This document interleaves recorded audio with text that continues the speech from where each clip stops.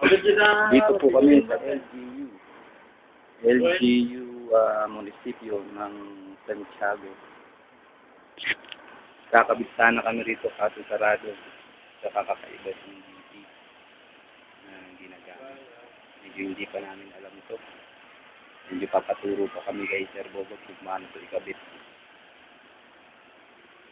Dito kami sa taas ng building nila. Yan kung makikita nyo.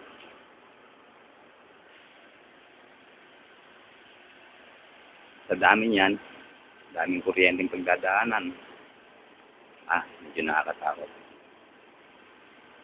Okay lang. Please, alam namin, nandito lang pala nakatago ang baby. Well, para sa kaalaman nyo, dito nagtatapos ang aming paggawa dito sa LGU, pag-ticket. Ito po, Roy po ito, PLDT live from Santiago.